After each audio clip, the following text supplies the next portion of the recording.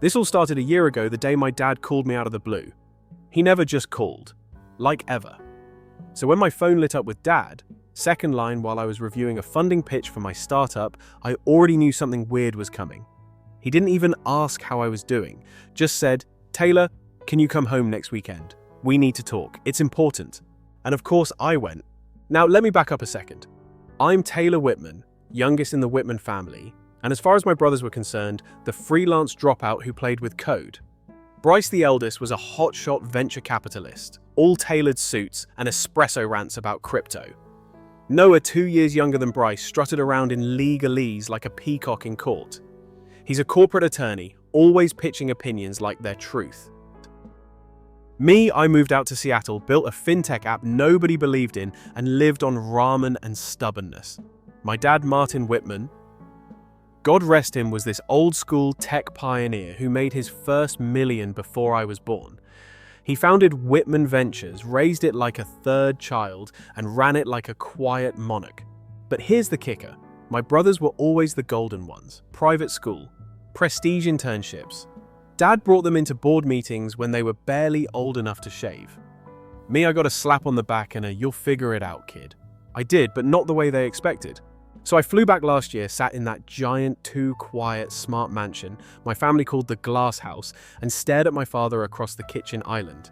No lawyers, no estate talk, no drama, just him and 2 cups of black coffee. I sold the company, he said like he was ordering takeout. Wait, WTF, I remember choking mid-sip. You what? He didn't even blink. Sold Whitman Ventures, 3 months ago, to who I was already scanning for signs he was screwing with me. He slid a tablet across the marble counter.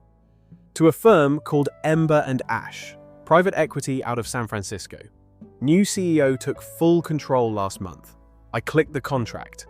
My heart did that thing where it skips like a scratched record. The CEO was me. Let me say that again for the folks in the back. My dad sold the company to my startup. Ember and Ash was mine.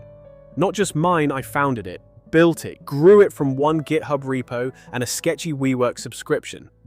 My dad had invested in it quietly under a shell firm years ago. Nobody, not even my brothers, knew. "I thought you didn't believe in fintech," I whispered, half laughing. "I didn't," he said, "until you made me." That's when I knew something was up. And yeah, he was dying. He didn't say it out loud, not right then, but I saw it in his eyes. The way he looked tired for the first time in my life. The way he said "your company" now like it was a benediction. And you know what? I didn't cry. Not then. Because all I could think about was how pissed Bryce and Noah were going to be.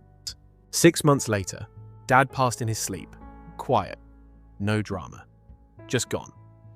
The funeral was a Pinterest-worthy affair, linen suits, jazz quartets, hand-carved oak urn. Bryce delivered the eulogy like he was pitching a TED Talk. Noah cried exactly once when his assistant couldn't find his monogrammed cufflinks. Me, I stayed quiet. Just like I had during board meetings, birthdays, and every single time they told me I was wasting my potential. Then came last week. We were all back at the Glass House. Bryce and Noah were already fighting over who got what. The lake house in Montana, the Tesla collection, even Dad's fishing gear. Like vultures pecking at a still warm body. "Obviously I'll take the Vancouver condo," Bryce said, swirling his whiskey like he bought it with his own damn grit. "I host quarterly fundraisers there." Noah snorted. "You haven't hosted Jack since your NFT party imploded." "You're one to talk," Bryce shot back. "You filed Chapter 11 and blamed crypto volatility."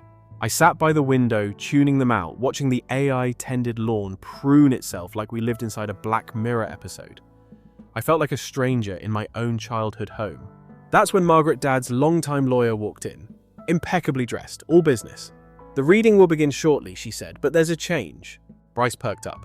"What kind of change?" "Your father left a supplemental video and specific instructions regarding company matters." Noah rolled his eyes. "Company matters, Whitman Ventures is mine. I've worked there since undergrad." Margaret's face didn't even twitch. "Actually, it was sold. A year ago." Boom. Silence. I swear you could hear the smart fridge rebooting. "Sold to who?" Noah asked. "Ember and Ash Holdings," she said. Bryce blinked. "What the hell is Ember and Ash?" I stood up, walked over to Dad's old desk, and pulled out a folder I'd stashed for this moment.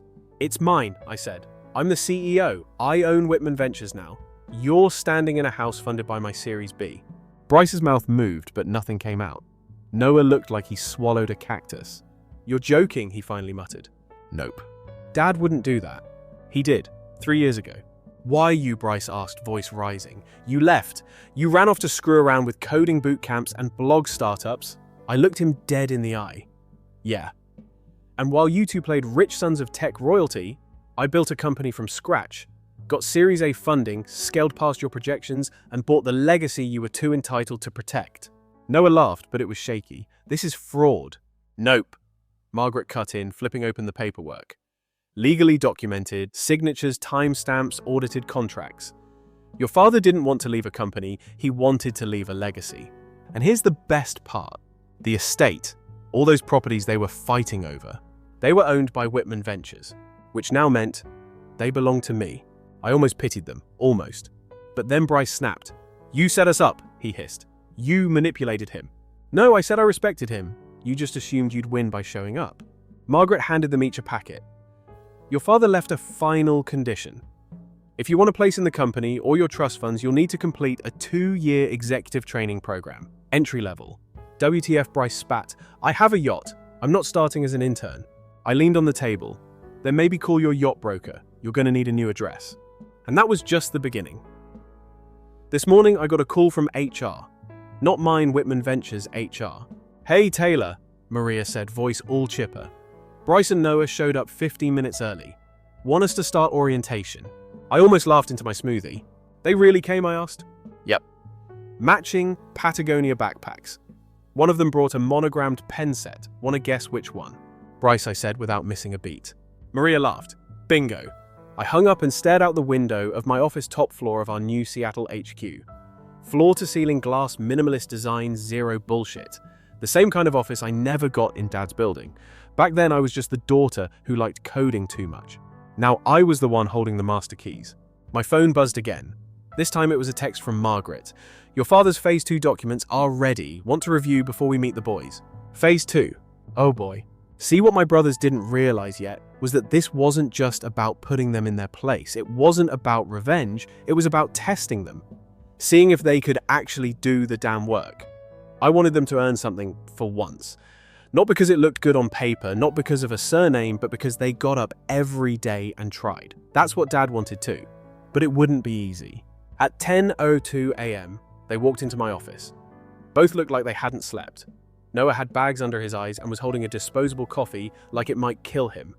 Bryce, well, he was already sweating through his startup hoodie. They sat down, no talking. I waited. Say it, Bryce muttered. Say what? He looked up. Whatever smart-ass line you've been saving. I shrugged. I don't need to. Your LinkedIn updates are already poetry. Noah groaned. Taylor, be serious. Fine, I said, pulling out a USB drive and sliding it into the port. Let's start with this. A big screen lit up behind me. Dad's face appeared. A pre-recorded message filmed in the last few weeks before he died. My kids, he said, if you're watching this, then Taylor told you the truth. Bryce shifted. Noah stared like he was watching a ghost. Dad continued, calm as ever, Bryce, you always wanted power, but you thought power meant ownership, control. It doesn't. It means responsibility. Noah, you always wanted respect, but you chased it through rules and loopholes. You forgot people. I watched their faces crack just a little. Taylor, Dad said, and his voice caught. You were the one they underestimated. And maybe I did too, but you didn't just prove us wrong. You showed me what leadership looks like in this world now. Noah whispered Jesus. Bryce was silent. Dad leaned in closer on the screen. Here's what happens next. Both of you are to start from the bottom. Entry-level positions in departments you know nothing about. You'll report to managers who do. He paused, let the silence hurt. If you last 1 year, you each earn 15% of the company. If you don't, well, there's always your trust fund. Kicks in when you're 65. Until then, you'll get enough to eat, rent, maybe a Netflix subscription. Bryce stood up. You're kidding. This is extortion. I stood too. This is justice. He turned to Noah. We can fight this. Actually, I said, flipping open a binder, you already signed the contracts. 3 years ago. Remember those Q2 shareholder packets you couldn't be bothered to read? Page 87. Fine print. Witnessed, notarized, executed. Noah reached for the binder, flipped pages, stopped. His face fell, like genuinely fell. Holy sh, he really did it. Bryce started pacing. He used us. I stepped forward. No, you used him. For years. For perks, connections, press clout. And now you're mad that he outplayed you. He stopped cold. This is humiliating. No, I said, this is opportunity. You want back in, earn it. Neither of them spoke. Starting tomorrow, I added Bryce, you're shadowing Maya in customer support. Noah, you're working finance. But not your kind. Receivables. You'll reconcile billing discrepancies from people you've never met in cities you've never visited. GTF, Bryce whispered. I smiled. Welcome to Monday. They left without another word. I sank into my chair and stared at the screen. Dad's face still frozen in that last frame just before he smiled. Good job, Pops, I muttered. They'll never see Phase 3 coming. 3 days later, Maria pinged me with an update. Bryce took a personal day, said his wrist hurt from excess typing. Noah missed his 9 a.m. stand-up, claimed he was on a client call. He wasn't. Of course not. I expected this. Resistance, ego, deflection. But what they didn't know, what nobody knew yet, was that I'd kept the real Ace hidden. I had one more recording, one more layer. Dad's final gift. Not a threat, not blackmail. Just clarity. And when I showed it to them, it would break them in the best way. Not out of pain. But because for once, they'd have to feel something real. And honestly, I was ready for that part. They weren't. A year ago today, I sat in a crappy airport cafe with a cold bagel and a fully charged betrayal. It was raining, like that Seattle drizzle that soaks your socks without mercy. I was coming off a pitch meeting with one of the city's most arrogant VC firms guys who had the nerve to ask if I'd bring a male co-founder next time. I was exhausted, broke, and borderline ready to scrap the whole Ember and Ash project when I got the email. Subject line, trust documents, Whitman Ventures. From Dad's lawyer. I remember blinking at it for a full minute. I hadn't heard from Margaret in months. I thought maybe it was another boring estate planning update. Or worse, him finally writing me out for good. Nope. I opened the attachment. It was 47 pages long. Page 2. My startup had acquired controlling shares of Whitman Ventures. Page 4. All major assets, including the property's patents investment branches, had been legally absorbed. Page 9. My dad had personally authorized and funded the acquisition. Quietly, legally, fully transferred. I nearly dropped my phone into my terrible coffee. I texted him instantly. Is this real? He replied with a single emoji. So yeah, it was real. I flew straight to his house that night. Walked through the back door like I was 12 again and just needed a hug. He was already pouring 2 drinks. His usual scotch.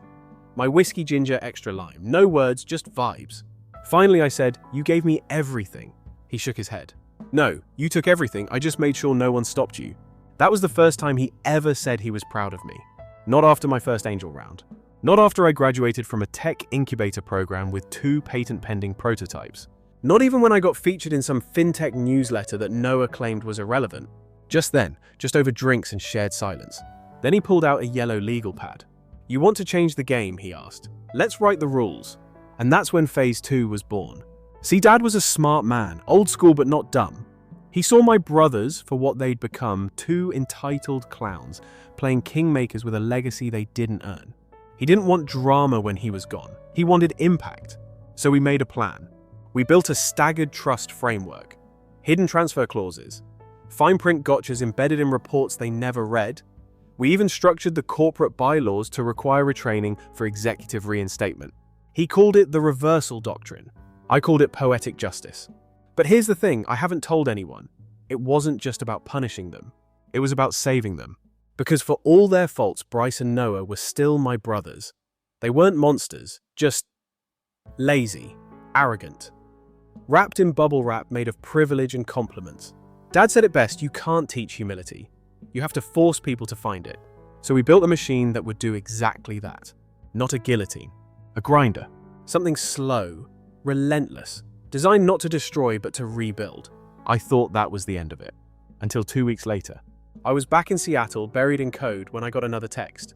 From Dad. No words, just a photo. It was Bryce and Noah in his office. Laughing, holding champagne, and standing over a stack of papers. The caption they signed. I didn't know then what it meant. Not completely. Turns out, he got them to sign away their rights. Quietly. Cleanly. He slipped it into the quarterly shareholder agreements. Page 87. Nobody ever checks page 87. I texted him back, WTF, did you say to them? His reply? I said they'd inherit. I never said how. God, what a badass. So yeah, that was the moment. That was the day I realized this wasn't just a side hustle or some moral experiment. This was warfare. And my dad. He was my war general. Back to present day. I sat at my desk this afternoon watching the internal employee portal. Bryce's name popped up first, completed day 1 orientation. Then Noah entered finance onboarding Slack channel. Honestly, I expected them to bail. I really did. But they didn't. They showed up. And not for me. For him. For that legacy they didn't even understand yet. I closed my laptop and walked to the old brick cafe around the corner, one of the few places I used to visit before anyone cared about Ember and Ash. I ordered my usual, sat near the back, watched people live their lives. And I let myself feel it for the first time since all this started. The grief. The real stuff. The dad is gone, nobody's coming to fix it kind of grief. I missed his voice. His dumb ties. His way of pretending he hated online shopping while secretly ordering overpriced tea sets. I miss the man who taught me to bet on myself even when it felt like the world had folded. I pulled out my phone and tapped into the draft folder where I'd kept his final message to me. Just 4 words. Don't let them quit. And I won't. Because this isn't just about revenge anymore. It's about rewriting the damn playbook and teaching the next generation of Whitmans that real power doesn't come from inheritance. It comes from work. Yesterday Bryce snapped. I don't mean he got a little moody or threw shade in Slack. I mean full-on meltdown. Corporate tantrum. Screaming in the hallway, chucking his ergonomic mouse at the HR kitchenette, slamming the glass conference room door so hard it set off the smart lights. I wasn't even in the building. I was at an investor lunch, got the first ping from Maria, then 6 more from random employees. Subject, Bryce. When I got back, he was sitting in the lobby. Hoodie over his face, hands in his hair, security standing nearby like he was a stray dog deciding whether or not to bite. Take a walk, I told him. We ended up pacing the parking garage like 2 startup founders about to kill each other. He wouldn't even look at me at first. I waited. Finally, he said, I can't do this. Then don't. Don't be like that. I laughed. I actually laughed. You screamed at the AI barista because your oat milk was late. You called your team incompetent interns. You refused to use the CRM platform because it gave you anxiety. Bryce, be serious. He looked up and man, he looked tired, really tired. Like dad before the diagnosis tired. You think I'm a joke? I didn't respond. Taylor, I know I was an asshole. I know I coasted. But you don't get it. Dad used to talk about me like I was already the next him. I stayed quiet. Then you came along with your midnight Zoom meetings and open source magic, and suddenly I'm irrelevant. Like I was just an outdated version of the legacy. He finally looked me in the eye. It hurt, okay? That's the thing. I expected arrogance, but I didn't expect that.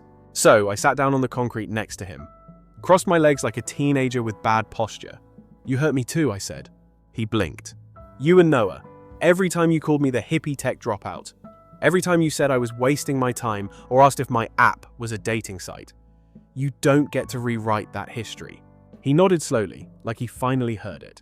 Then he said something I did not expect. Dad told me about the offshore fund. I froze. What? The trust in the Caymans. The backup account. He said if this whole training thing went sideways, he left me a way out. But he said I wouldn't need it if I finally acted like a real Whitman. I blinked so hard I swear it reset my brain. He didn't tell me that. Because he knew you didn't need it, Bryce said. He pulled out his phone, opened his notes app, showed me the number $2.4 million, then deleted it. Right in front of me. Poof, gone. I'm not taking it, he said. I'm doing this your way. I stared at him completely floored. And just when I thought the emotional bombshells were done, Noah showed up. Emergency board ping, he said. Someone leaked internal memos. What kind of memos? The kind that mentioned Phase 3. I went cold, because there were only 3 people who knew about Phase 3 me. Dad and Margaret. And Dad was gone. Later that night, I met Margaret at her office. She was sipping green tea like it was wine and staring at her laptop with that lawyer face that says things just got nuclear. I didn't leak it, she said before I even sat down. But it's out. I rubbed my temples. What's public? Not everything. Just the parts about the contingency clause, the ethics probe, the private compliance files on Bryce and Noah. I closed my eyes. Shit. She leaned forward. Taylor, it's not just the leak. What else? There's a letter. From your dad. Post-dated for 6 months after his death. Set to auto-send. I stared. To who? She slid an envelope across the table. I opened it. It was addressed to me. Taylor, if you're reading this, you've done the work. And if Bryce and Noah are still standing beside you, then they've done theirs too. But if this letter has caused chaos, it means one of them broke the rules, or someone else has entered the game. I wasn't perfect, I know that. I made peace with it the night I decided to trust you with everything. So, here's your final play. The vault code is your birthday reversed, the real vault, not the fake one at the house. You'll know which one. If the past comes knocking, use what's inside, but only if it's absolutely necessary. And Taylor, don't lose yourself in the mission. You already won. Dad, I didn't cry, not yet, but my heart felt like it was trying to punch its way out of my chest. There was something left, something big, and someone out there wanted it. Security cam footage confirmed it wasn't Bryce, wasn't Noah. It was someone from inside the firm. Someone Dad had flagged in the Phase 3 risk files, but never told me by name. I'm not paranoid, I'm strategic. But now I'm on edge. Because whatever's in that vault, it wasn't just meant for me. It was meant to protect the company from someone worse. Someone we didn't account for. And I'm starting to think this wasn't just about family, it was about legacy. And legacy, that's the real battlefield. Story 2. Our family's Victorian mansion's dining room was filled with the aroma of roasting turkey and simmering tension. Outside the big windows, snow drifted slowly, creating a falsely serene scene for what I knew would not be a quiet Christmas supper. Although my family insists on calling me Alex, my name is Alexander Bennett. They are a means of devaluing every aspect of me, even my name. I am the only one of my 3 children, who are all 29 years old, who have stayed in the family home after graduating from college. My brother Timothy was going to have to learn this lesson the hard way, not out of need, but strategy. As our housekeeper Maria brought in the final side dishes, the grandfather clock struck 6. She quickly drew my attention, and we exchanged a knowing glance. Having spent 30 years here, she had witnessed all of the family's dramas, including the one that was going to happen tonight. Alex. Margaret, my mother called from across the table. Try to correct it, please. Later, the Hendersons will join us for dessert. As though my very stance were failing the Bennett heritage as a whole, her voice held that familiar ring of unending disappointment. I shifted slightly and pressed the napkin against my lap. Well, the Hendersons. Mother's attempt to introduce me to Bradley, their son.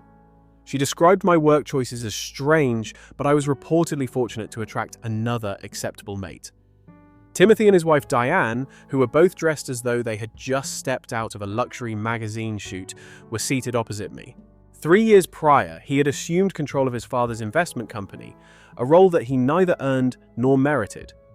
However, in our family, being the eldest son takes precedence over minor considerations, like skill or morality. In spite of my mother's constant glares, my sister Catherine sat close to the end and continued to tap on her phone. Despite having 3 marriages and 2 trust monies, she managed to maintain her status as the sensible daughter by making an effort to settle down. Prior to starting, from the head of the table, Father made an announcement. The elephant in the room has to be addressed, in my opinion. He put down his wineglass with the dexterity of expertise. This house's future. It arrived. For precisely 3 years, I had been anticipating this moment. 2 months and 15 days. This property has been in the Bennett family for 4 generations, as you are aware, he said. The light of the most current market developments. There are several choices to be made. He meant that a number of significant clients had left his investment business, which is now Timothy's investment firm. The type of losses that compelled the sale of assets, the kind that individuals would discuss at country club meetings.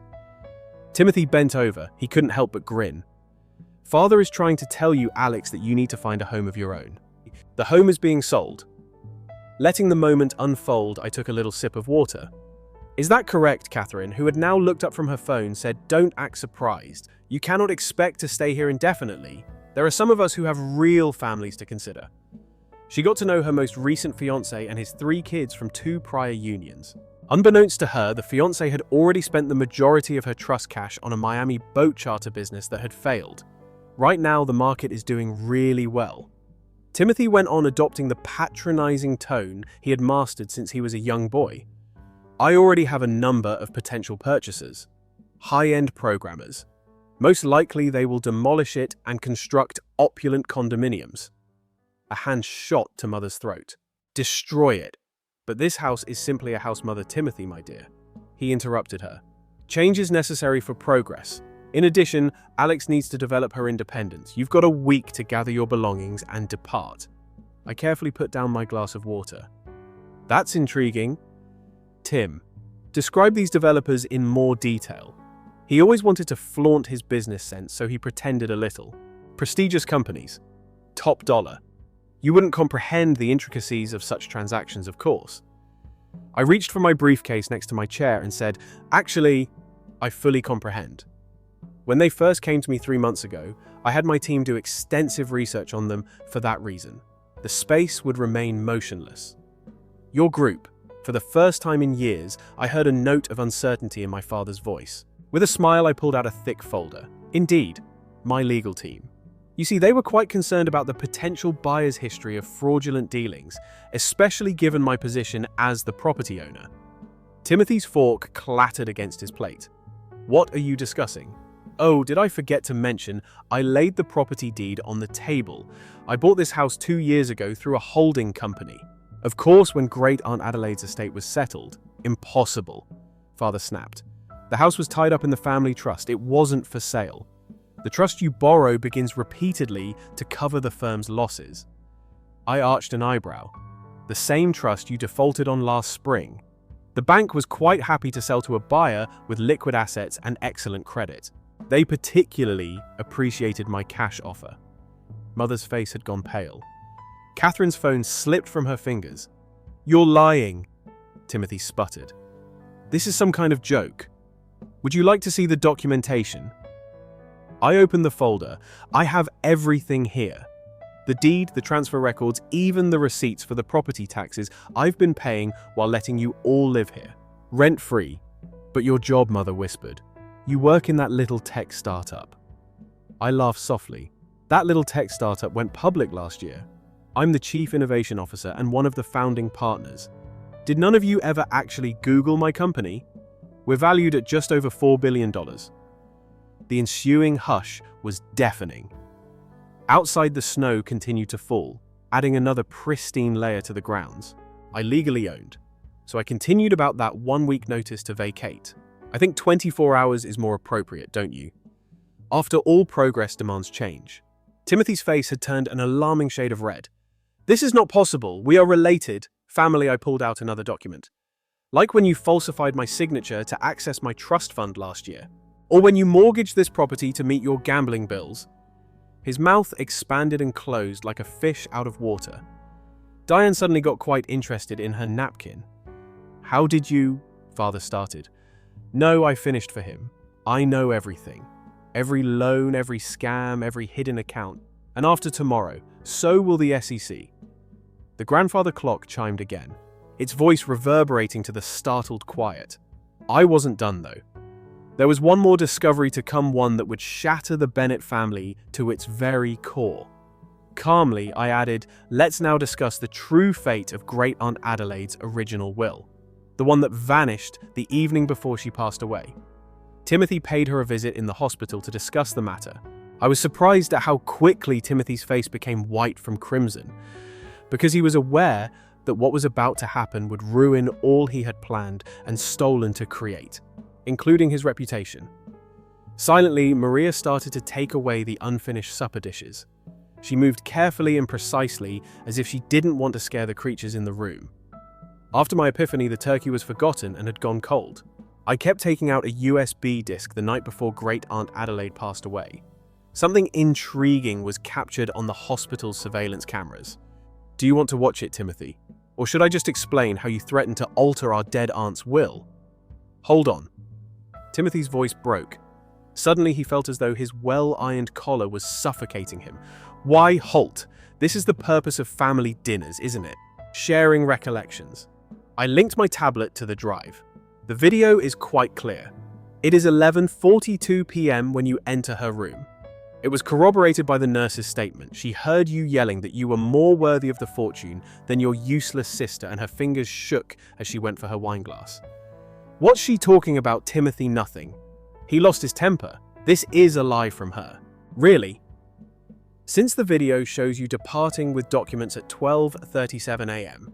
and Aunt Adelaide died precisely 6 hours later. I swiveled the tablet screen in their direction. The original will be inexplicably absent. The new one has left everything to you and was signed under dubious circumstances. Catherine had become motionless. The inheritance.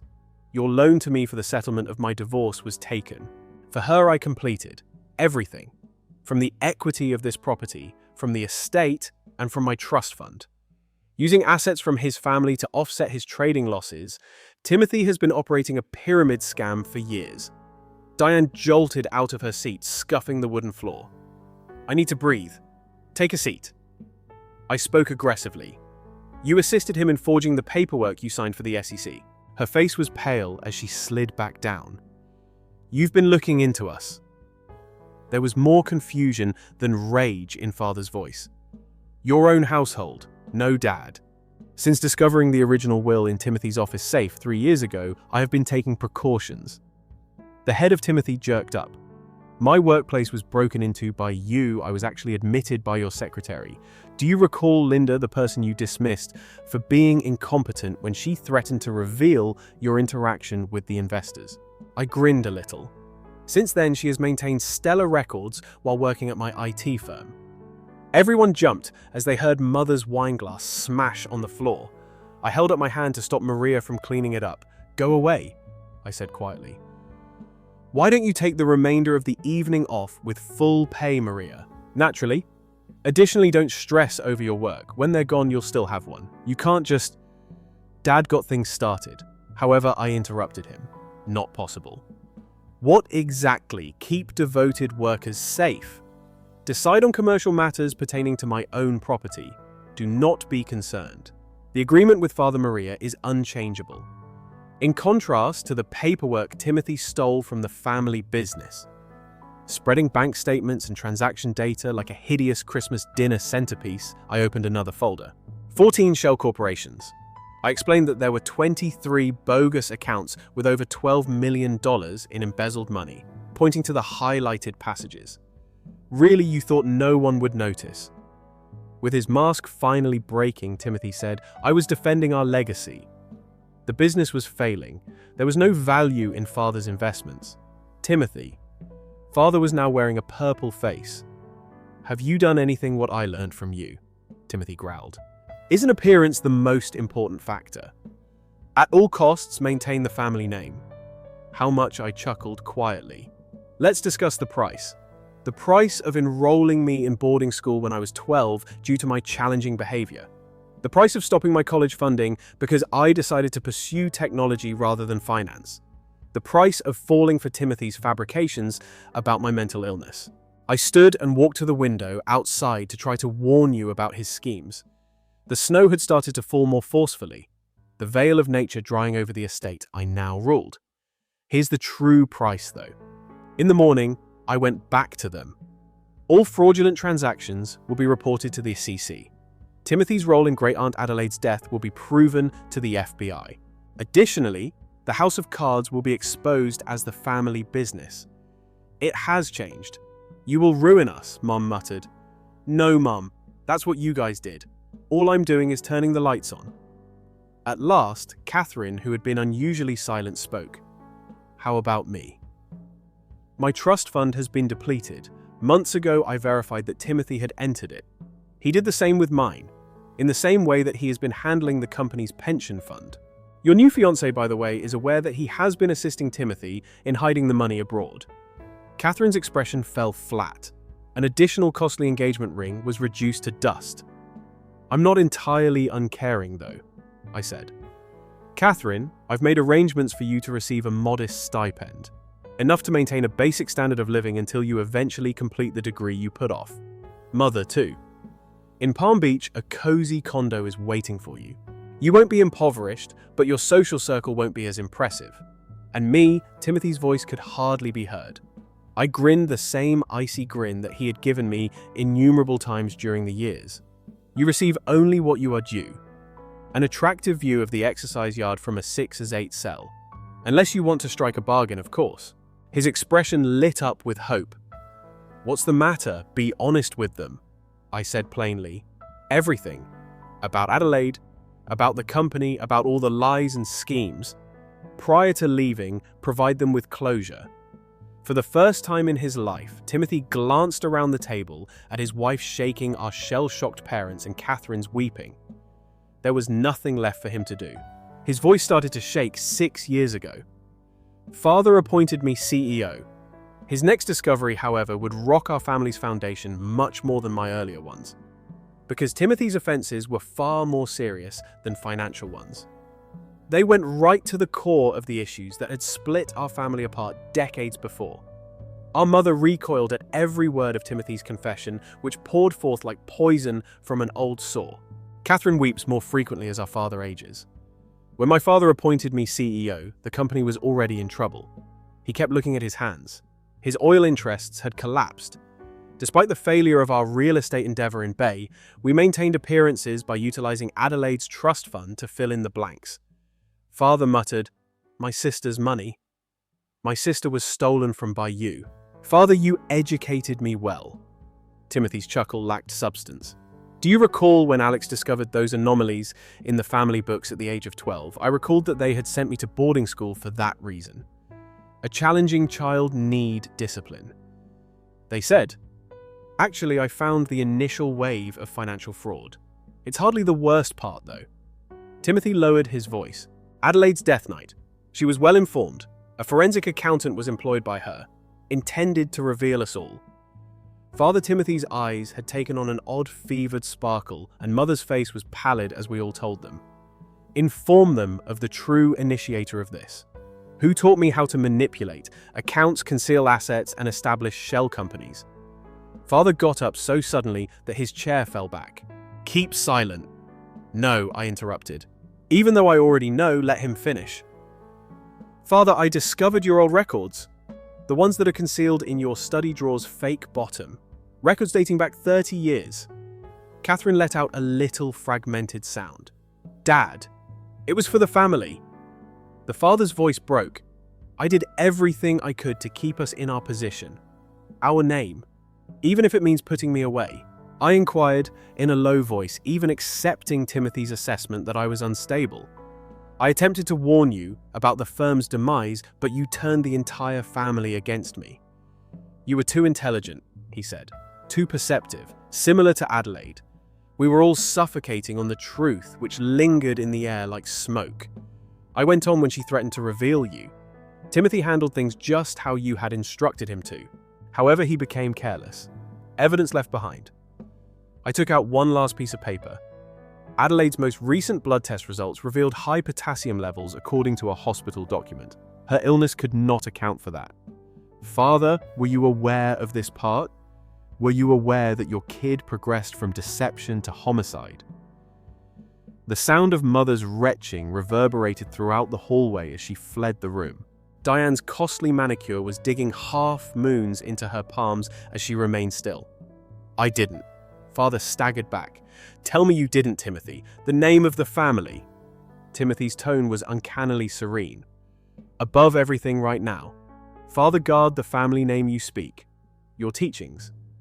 I gathered my papers as I arose. "In about 5 minutes, the cops will arrive. Before supper, I gave them a call.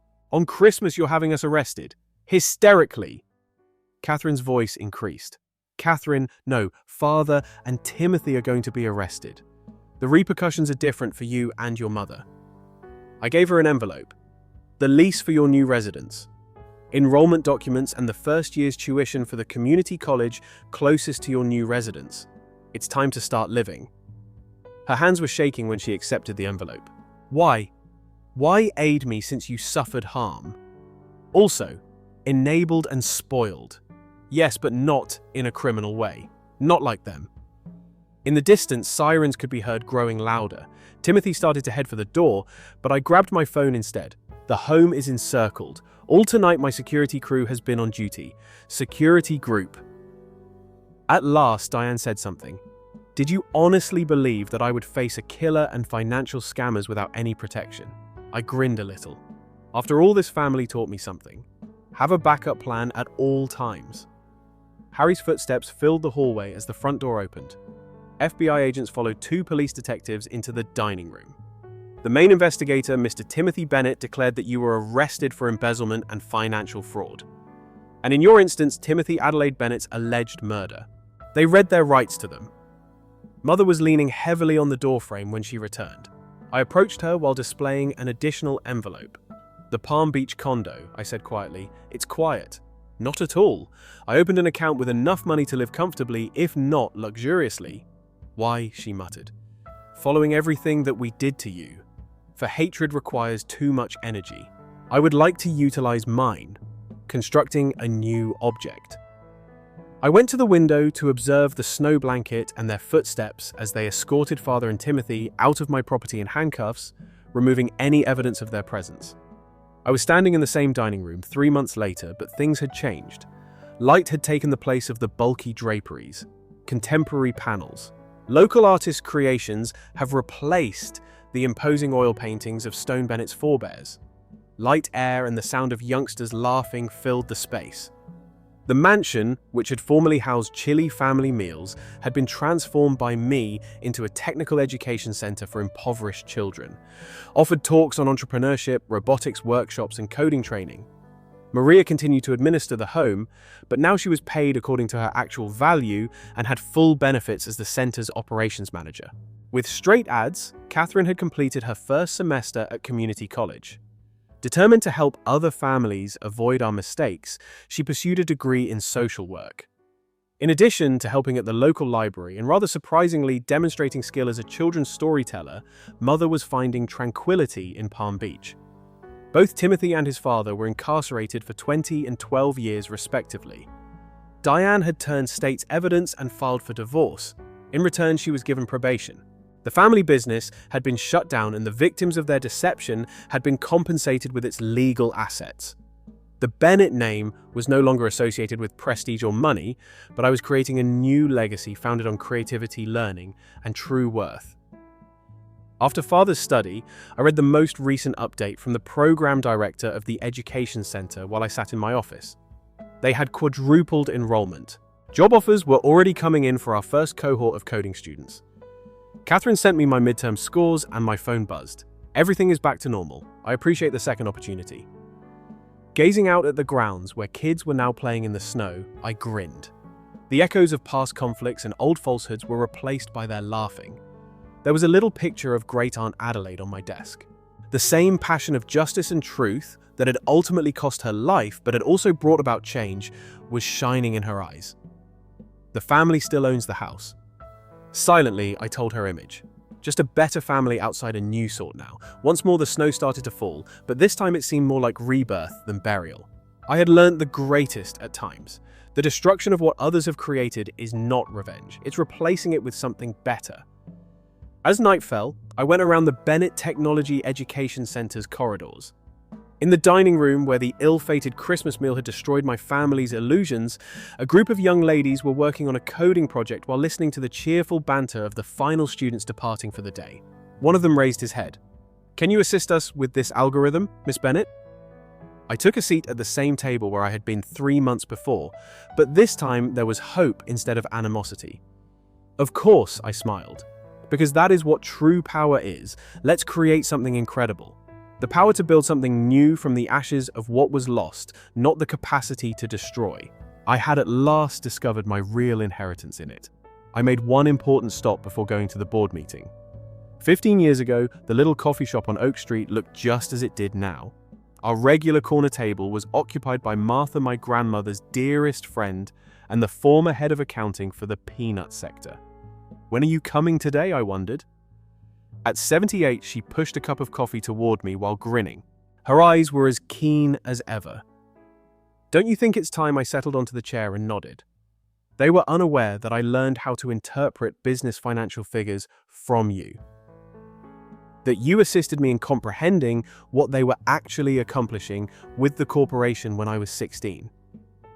Years before, Martha had been the one to teach me how my father and Marcus were cheap and driven into early retirement by manipulating data, hiding losses, and playing fast and loose with investor monies. When she vowed to expose their behavior, Martha whispered, "Your grandma would be proud. You were the only one who genuinely appreciated the worth of things she would constantly say. My grandmother's final present before she died was an emerald pendant that I felt at my neck. I'm going to tell them just how much I understood. I entered Bennett Industries' main conference room at exactly 1:55 p.m. There was a noticeable tension. Members of the board were seated rigidly. Before them, papers were scattered out. At the head of the table, my father made an effort to appear confident. Marcus slumped in a corner, his typical grin giving way to barely disguised fear.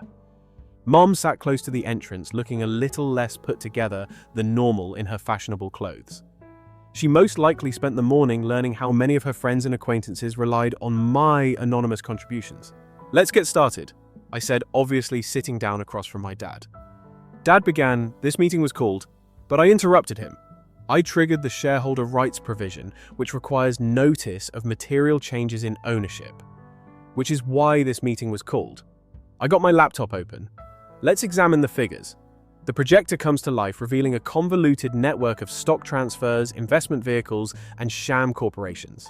3 years of meticulous procurement, all of which have led to this point. I went on as of this morning. Together, these organizations hold 47% of Bennett Industries' voting stock. Murmurs broke out throughout the room. Dad held onto the table's edge. "That isn't feasible," Marcus exploded. "The bulk of shares are controlled by the family trust. To correct it," I grinned. "Majority shares were held by the family trust until you used them as security for your failing Pacific Shores development project last year. Coincidentally, one of my investment companies bought the property at bankruptcy auction." Marcus became pale. "How did you find out?" "I read the financial reports, unlike you. Every one of them, even the ones you attempted to bury." I looked around the board. Does anyone want to view the actual figures for the last 3 years, the ones that are not mentioned in the official declarations? Blackmail is what this is. Dad lost his temper. "No, this is a business matter." Slowly I got to my feet. "Remember how you taught me that everything is up for negotiation. There is a cost to everything. What are you looking for?" One of the board members questioned, his voice trembling a little. "Accountability and transparency." I stopped and turned to face my dad. A shift in the leadership. It's not realistic to anticipate. Marcus got going. "I can, in fact, because I have the ability to vote for the Miller Group through a proxy in addition to my own shares." I gave that some thought. An additional 15% of shares were held by our biggest institutional investor, the Miller Group. Dad slumped in his seat. "I am personally friends with Catherine Miller. One businesswoman that values skill above nepotism is Catherine Miller." To go on to the next slide, I clicked. Additionally, she is aware of several anomalies in the way the business has handled her money. Irregularities that I thoroughly recorded. There was silence in the room. Years of poor management, concealed losses, and dubious transactions, all of them painstakingly documented and prepared for exposure. Calmly, I said, "This is what's going to happen. The independent audit committee will be appointed by the board. Marcus is going to step down from all operational positions, as well as Dad." I looked him in the eyes. "Are you going to make your retirement announcement today?" He argued, but his tone was unconvinced. "Or I give the SEC a call." The true narrative of Wilson Holdings' demise, the Thompson Development Agreement, and over a dozen additional deals would undoubtedly pique their curiosity. I took notes. Mum abruptly got to her feet. "Please, Alexander, your family is this. Family." I looked over at her. "When you witnessed your dad crush, was it family? All the projects I brought to the business. When you threatened to disown me if I didn't give up my house, and when you remained mute while Marcus claimed credit for my efforts." She winced. "Grandma taught me the value of family, as did others like Martha Stevens. Don't you remember her dad? You fired the accountant because she refused to prepare the books." Dad's expression twisted. "Martha, you've had her assistance. She helped me understand what was actually going on in this business. And now it will be visible to everyone else." I gave every board member a folder. These include my official reorganization plan for Bennett Industries. It discusses the actual financial status of the business, not the one displayed in public declarations. Legal debates, votes, and resolutions dominated the following 2 hours. The change was finalized at the end. Due to his health, Dad declared his retirement. Marcus and I were stripped of all operational responsibilities. I was given the task of reforming the company's operations and governance when I was appointed executive chairwoman of the board. Dad sat there looking at the papers before him as the board members filed out. I never imagined that I would be able to achieve this. I was done. The issue has always been that. Now what Marcus inquired. His haughtiness eventually broke. You will still own your shares, but you won't have any operational authority. If Dad remains out of business, he will enjoy a nice retirement. I turned to Mum too. Funding for the foundation is guaranteed, but its board will be run separately. What about the mansion? Quietly she asked. Don't lose it. Think of it as a lesson that the youngster you underestimate the most may end up being the one to whom you report. I stopped at the door and grabbed my belongings. Oh, and Marcus, this morning I purchased the Thompson Development Group. It turns out that when they recognized who they were truly dealing with, they were keen to sell. I was driving home to my place as the sun was going down. The one who initiated this entire altercation had declined to sell. On my doorstep, Martha was waiting. In hand is a bottle of champagne. She took an envelope out of her suitcase and added, "Your grandmother kept a letter for you. When the moment was appropriate, she requested me to present it to you. Today seems to fit the bill." Written in my grandmother's graceful style, the letter was brief. "Alexandra, my darling, I've seen you develop into a remarkable person. Someone has the ability to perceive beyond appearances. I got you an emerald pendant, but it's more than simply jewelry. I built a trust years ago, and it's the key, while your father is ignorant of it. Martha will tell you everything about it. You've demonstrated your ability to construct things. Now demonstrate to them how to create something greater than they could have ever dreamed.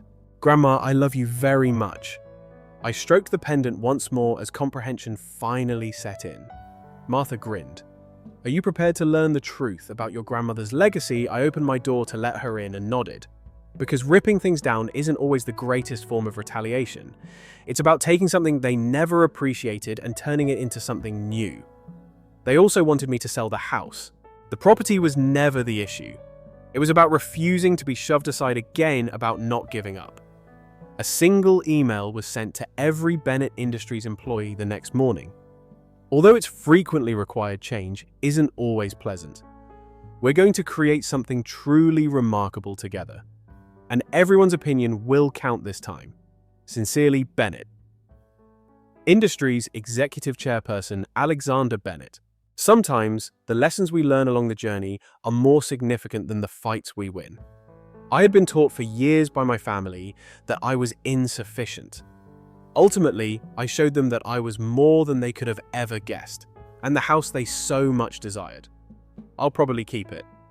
As a daily reminder that sometimes the greatest way to respond to "we don't want you" is to become the person they can't ignore. It does, after all, have a beautiful view of the Industries Tower. Martha held up a glass of champagne to your grandma, to the future.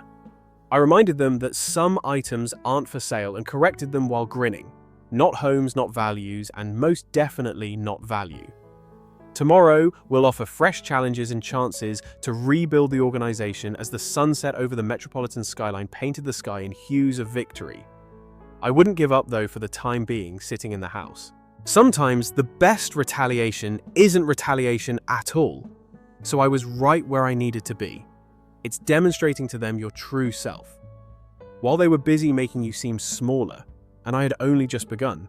Story 3, after pleading with me to forgive my brother for deceiving me with my ex-wife, my parents insisted that I provide for them and his new family.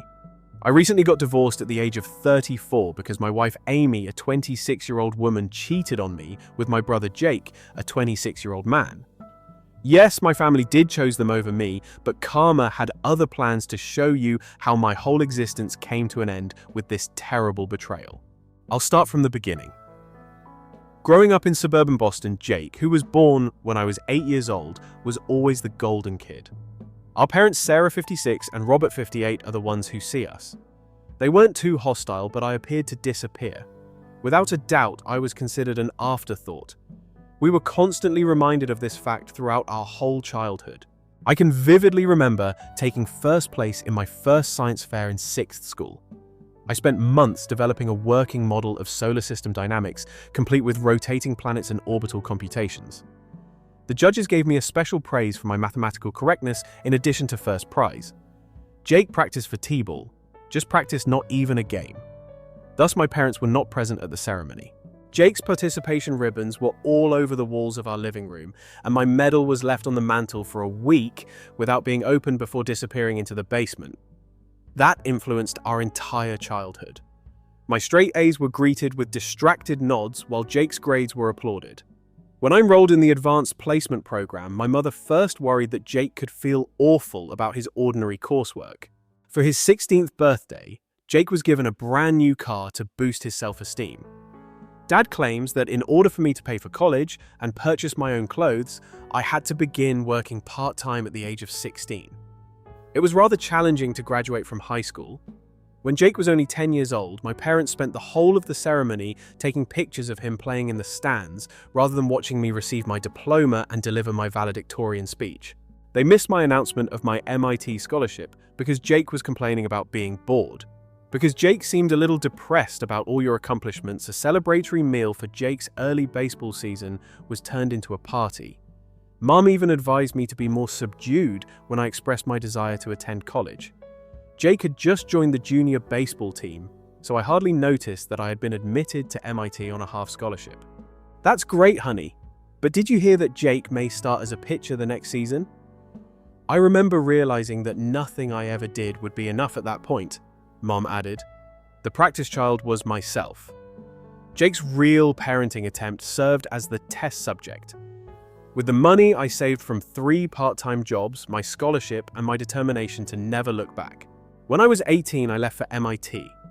My folks departed early the day I moved into my dorm because Jake had a summer league game. They didn't help me unload at all. Those college years changed my life. For the first time, I was judged solely on my own merits. I threw myself into computer science after realizing I had a knack for software architecture and graduated with honors. My college thesis on distributed systems optimization piqued the eye of several IT companies, and I had 5 job offers by the time I finished. I still harbor the hope that things will get better. So, partly because it was close to home, I chose a promising startup in Boston. By the 5th year, I was the youngest senior developer in the company's history, and within 2 years, I was leading my own development team. My parents didn't really get what I did for a living, since they were too busy helping Jake switch to his 3rd college degree.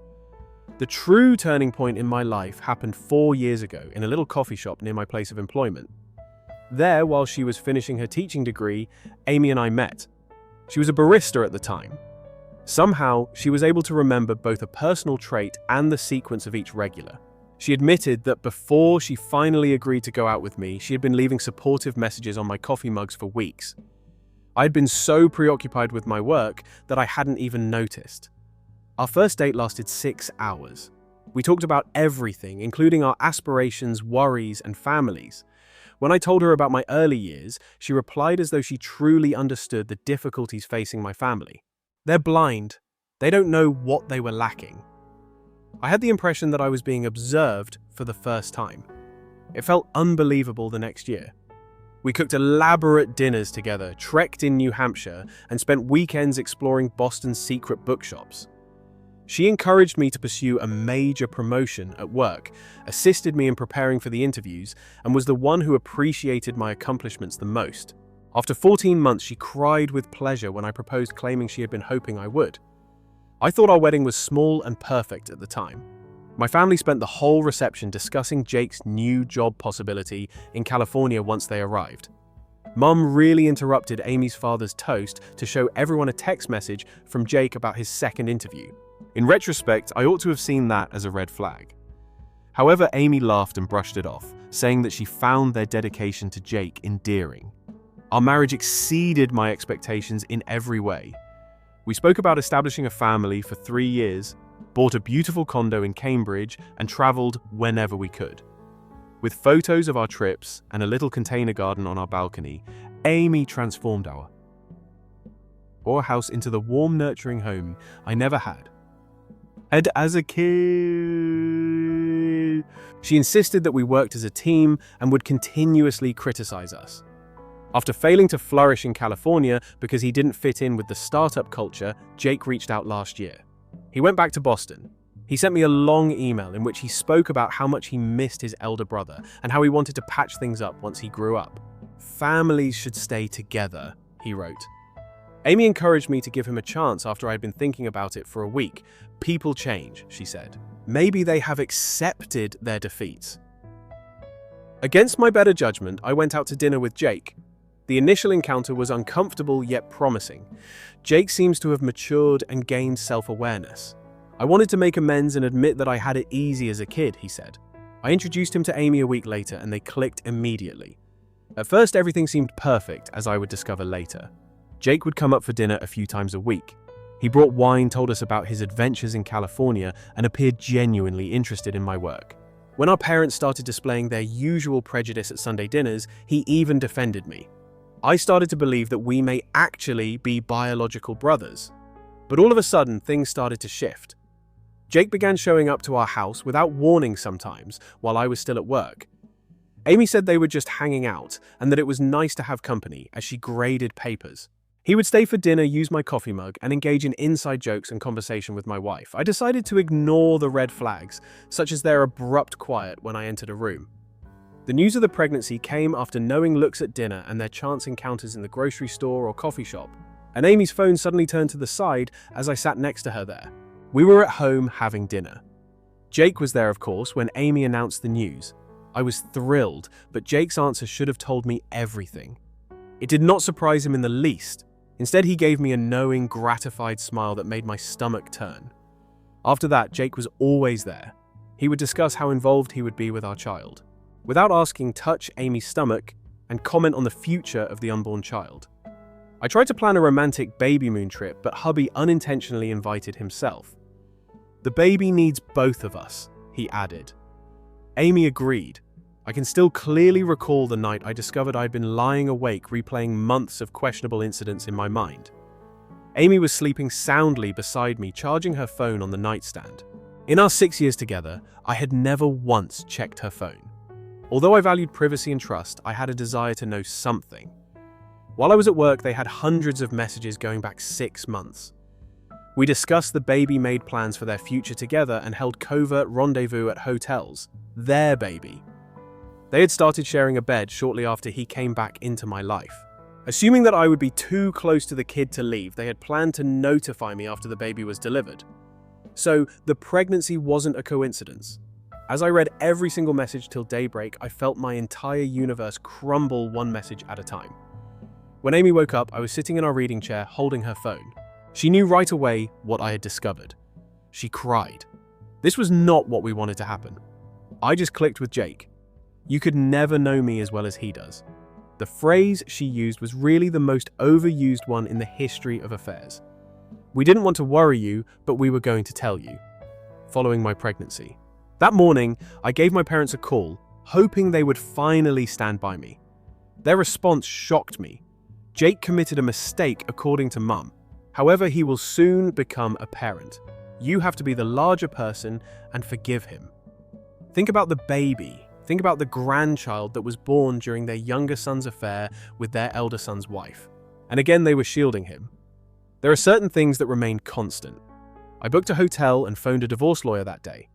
Amy alternated between begging for my forgiveness and denouncing me for leaving our family at work. Jake tried to corner me by saying that we needed to talk to each other face to face. I had security escort him out after reporting him for harassment at work. Divorce was an absolute misery. Amy and Jake portrayed me as controlling and emotionally abusive, claiming that their affair began as a result of my emotional instability. My parents testify that I was always challenging and harbored a lifelong envy of Jake. Mum even said that I should have been more understanding of Jake's requests and blamed the mediator for the whole issue. I stopped bargaining after that.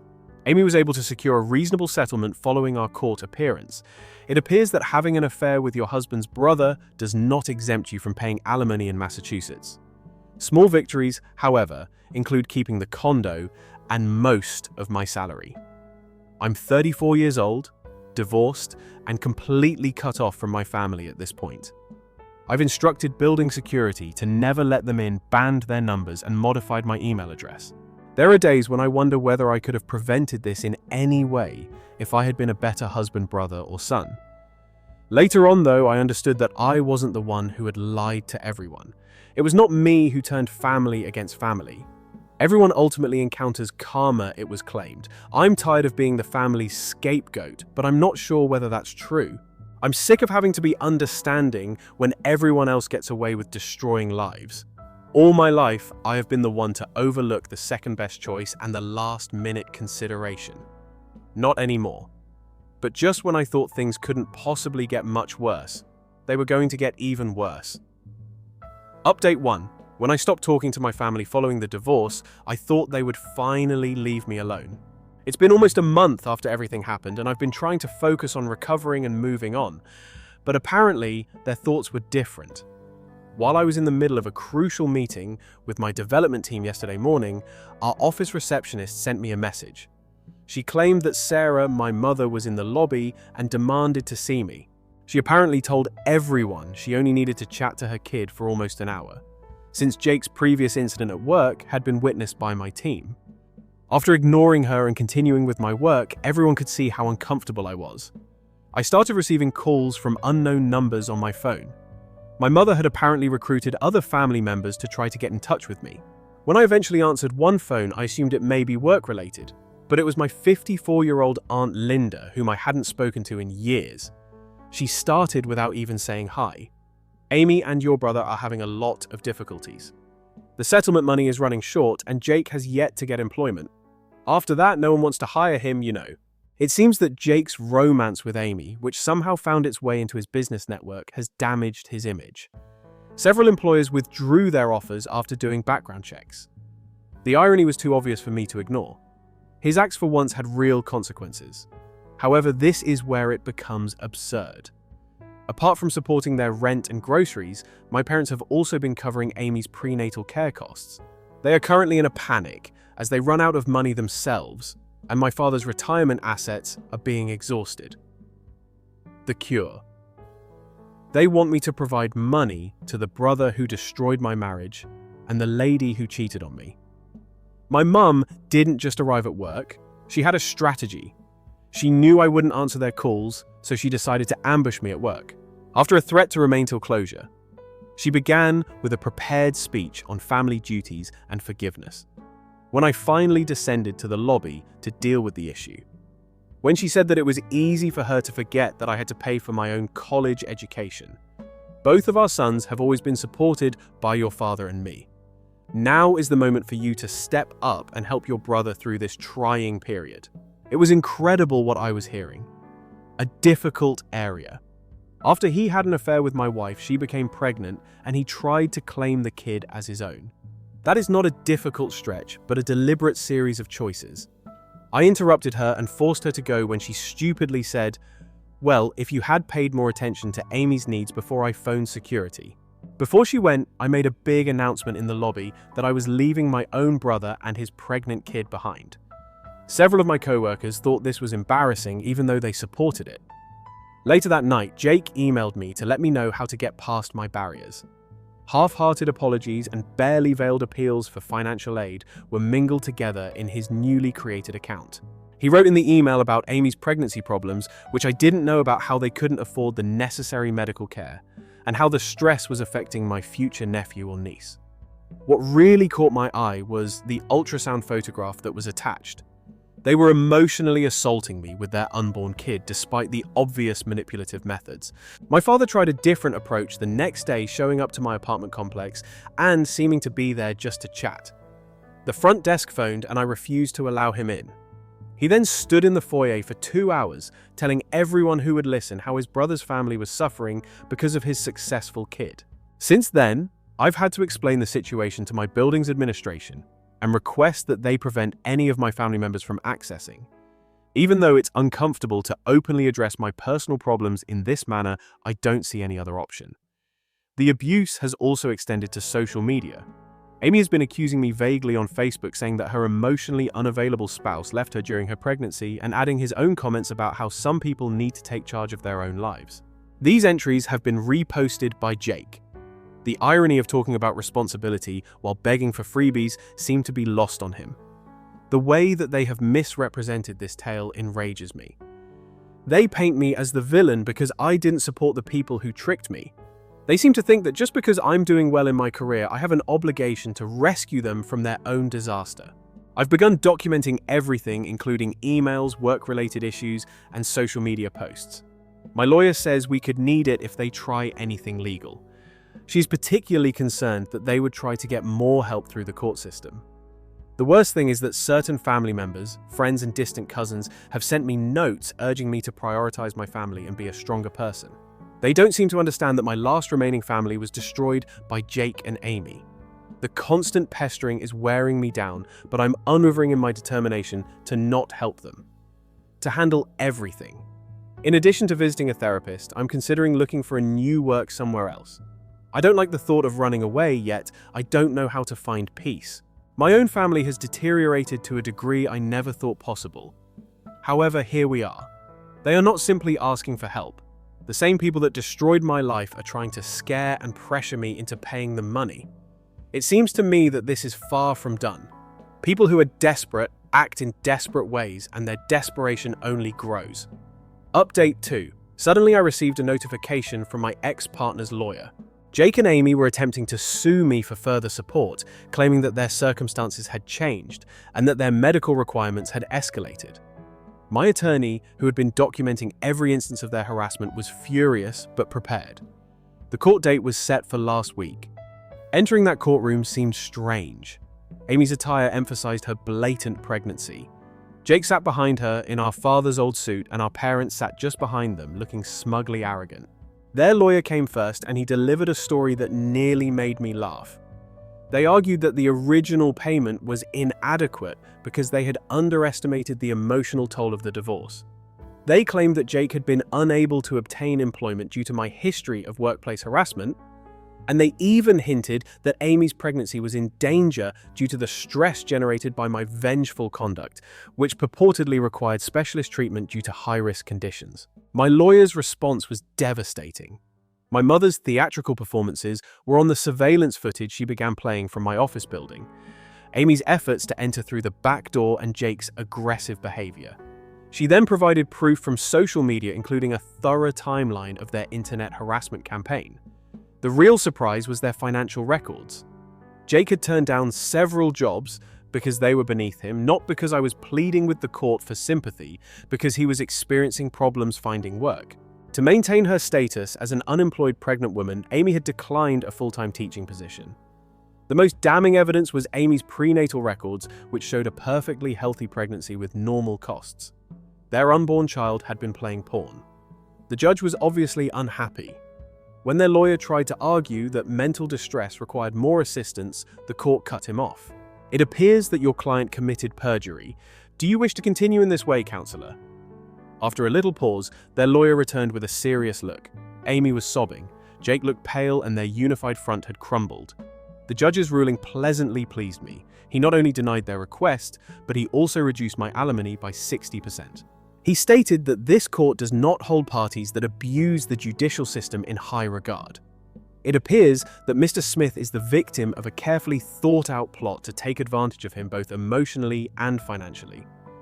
The fallout was swift. When Jake suddenly got a job in retail, Amy thought she could work. My parents told me in their parting message that they would never forgive me for leaving my family and blamed me for ruining Jake's only opportunity. Their lawyer quit from their representation, citing irreconcilable differences about honesty.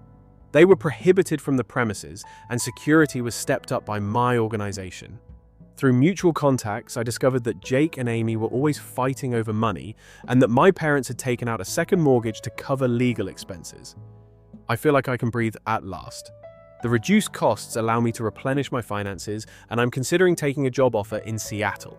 Sometimes the best kind of retribution is to let someone bear the consequences of their conduct. But it seems to me that this narrative is far from over. Update 3. I would want to begin by expressing my gratitude to this community. Your encouragement and comments have helped me stay strong during this whole ordeal. This could be the last update to my narrative. And a few weeks after the court victory, I received an unexpected call from my father's sister, Linda. Since she has never been involved in a family dispute, I was intrigued enough to listen to her. A tremendous mistake. She started to look frightened. Your father's age isn't decreasing. All of this stress is having a negative impact on his health. She went on to discuss how my parents' retirement savings would be depleted, how they had to mortgage their house to cover Jake and Amy's expenses, and how families should always be together. When I didn't immediately respond with sympathy, she shifted tactics. Did you know that your mother cries herself to sleep every night? They may have behaved badly toward you when you were a youngster, but they are still your parents. Despite all that has happened, Jake is still your brother. Finally, I interrupted her. What happened? He had sex with my wife for months, got her pregnant, and then tried to claim the child as his own. Do you mean that's what happened? I was shocked at what she said. Well, you could have been able to participate more in your marriage. She even tried to blame me for their affair, saying that my childhood jealousy of Jake had created a poisonous atmosphere that drove them to each other. It was so absurd. I genuinely laughed. Another family member was trying to trick me into accepting responsibility for Jake and Amy's actions. This time, what's different, I was not moved by it. I said to Linda, if you're so concerned about their financial situation, why don't you help them? You own 3 rental properties and your husband has a successful law firm. Why should I be the only one to support them? That was different, she stammered, adding that, as Jake's brother, I had a unique responsibility. I don't want to take sides, she remarked. I questioned her about why she hadn't intervened during this entire situation. I responded, but now you're picking sides. Instead of acknowledging the hurt they created, you chose to come to me and demand that I bear the repercussions. Then she disclosed what she thought was her hidden weapon. Due to stress, your father is considering an early retirement. It could be necessary to sell the residence. Do you want to see your parents lose everything because you're too proud to help no Linda? I answered. Their decision to support Jake's behavior is costing them everything. They are once again bearing the consequences of their own choices, just like Jake and Amy. What do you know too? It is not my responsibility to remedy it. She underlined that family is ultimately all we have when I'm older and alone. I'm threatening to regret this. No, I said. In the end, we only have self-respect, and I'm finally deciding to maintain mine. I hung up on her call and blocked her phone. But it did have the unexpected advantage of giving me clarity. For the first time, I was genuinely free of the shame and duty that had followed me since I was a small child. Later that day, I accepted the employment offer from Seattle. The company is offering a significant promotion and the move seems reasonable. I'm selling the condo and starting again. My co-workers threw me a goodbye party yesterday. These people helped me through the most difficult months of my life, and I learned what real support looks like. Your value isn't decided by those who can't see it when you make a clear declaration. I received a card signed by all of my co-workers from my closest colleague. I've learned that family is not about blood, but about respect, trust, and support for one another. My genuine family turned out to be my friends who helped me, my co-workers who protected me, and eventually me. I'm finished. To Jake, Amy, my parents, and now Linda. You are in charge of the outcomes, since you made the choices that led you here. I'm no longer accessible to serve as your scapegoat or ATM. I'm looking forward to starting a new life in Seattle. The projects that await me at my company's esteemed West Coast headquarters excite me. More importantly, I am eager to build a life where I am valued for who I am not as a golden child of someone else. It feels strangely fitting that I wrote my final piece from an empty condo surrounded by piled boxes. Tomorrow I'll be heading west. I'll be reflecting on my previous existence with all of its pain and recurring conflict. Yes, last week was the baby's birth, just in case you were curious. No, I haven't seen any images or spoken to anyone. That chapter of my life is now closed. Once more, I would want to express my gratitude to Reddit for helping me along this journey while I was experiencing self-doubt. I persevered because of your support and advice. Anyone experiencing a similar circumstance ought to understand that their worth goes beyond how their family treats them. Sometimes the best self-loving thing you can do is to walk away. Time to leave. To new beginnings, cheers. I appreciate you watching. Please click the notification bell if you haven't already in order to receive updates on additional startling real-life stories that are happening in your area.